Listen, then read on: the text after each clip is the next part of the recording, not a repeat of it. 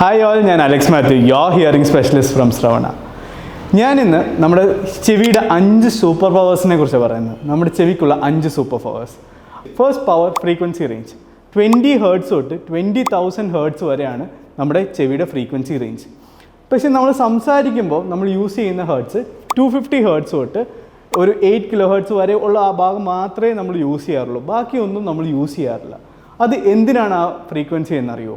നമുക്ക് ദൂരെ നിന്ന് വരുന്ന ശബ്ദം, അതായത് ഒരു സൈറിൻ്റെ ഒച്ച, അല്ലെങ്കിൽ നമുക്കങ്ങ് ദൂരെ നിന്ന് ഒരു ചെറിയ ശബ്ദങ്ങൾ കേൾക്കാൻ സാധിക്കും നമ്മുടെ ഫ്രീക്വൻസി റേഞ്ച് മുകളിലാണ്.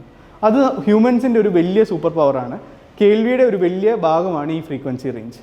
രണ്ടാമത്തെ സൂപ്പർ പവറാണ് അഡാപ്റ്റേഷൻ ടെക്നോളജി.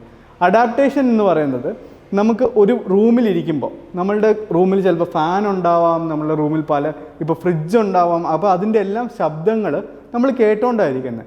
പക്ഷേ ഒരു 2-3 മണിക്കൂർ കഴിയുമ്പോൾ നമുക്ക് ആ ശബ്ദം ഉള്ളതായിട്ട് തോന്നത്തില്ല. കയറി വന്നപ്പോൾ നമുക്ക് ഫീൽ ചെയ്ത ആ ഒരു എമൗണ്ട് ഓഫ് സൗണ്ട് കുറേ നേരം കഴിയുമ്പോൾ നമുക്ക് തോന്നത്തില്ല. അത് നമ്മുടെ ബ്രെയിൻ അഡാപ്റ്റ് ചെയ്യും. ആ ഒരു ടെക്നോളജി അല്ലെങ്കിൽ ആ ഒരു കഴിവ് നമ്മുടെ ബ്രെയിനിന് ഉണ്ട്, അല്ലെങ്കിൽ നമ്മുടെ ഹിയറിംഗ് സിസ്റ്റത്തിന് ഉണ്ട്.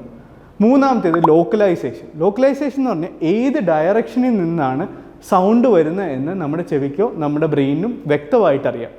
ആ ഹിയറിംഗ് സിസ്റ്റത്തിന് നമുക്ക് എത്ര ഏരിയ ദൂരെ നിന്നാണ് സൗണ്ട് വരുന്നത്, നമ്മുടെ ഏത് സൈഡിൽ നിന്നാണ് സൗണ്ട് വരുന്നത്, ഇതെല്ലാം കാൽക്കുലേറ്റ് ചെയ്യാനുള്ള കഴിവുണ്ട്. പിന്നെയുള്ളൊരു കഴിവാണ് സെലക്റ്റീവ് അറ്റൻഷൻ എന്ന് പറയുന്നത്. സെലക്റ്റീവ് അറ്റൻഷൻ എന്ന് പറഞ്ഞാൽ നമ്മൾ ശ്രദ്ധിക്കുന്ന സൗണ്ട്. ഫോർ എക്സാമ്പിൾ, നമ്മൾ റൂമിലിരിക്കുമ്പോൾ നമ്മൾ ക്ലോക്ക് ടിക്ക് ചെയ്യുന്ന സൗണ്ട് കുറേ നേരം ശ്രദ്ധിക്കുകയാണെങ്കിൽ നമുക്ക് ആ ടിക്ക് ടിക്ക് ടിക്ക് എന്നുള്ള സൗണ്ട് കേൾക്കാൻ സാധിക്കും.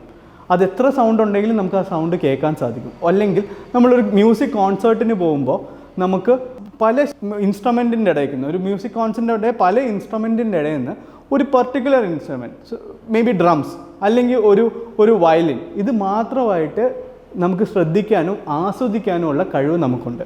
ലാസ്റ്റ് സൂപ്പർ പവറാണ് ഓഡിറ്ററി മെമ്മറി. നമ്മൾ കേൾക്കുന്ന കാര്യങ്ങൾ നമ്മളുടെ ബ്രെയിനിൽ സ്റ്റോർ ചെയ്ത് അത് റീകോൾ ചെയ്യാനുള്ള മെമ്മറി നമ്മളുടെ കയ്യിലുണ്ട്. നമുക്ക് ഒരു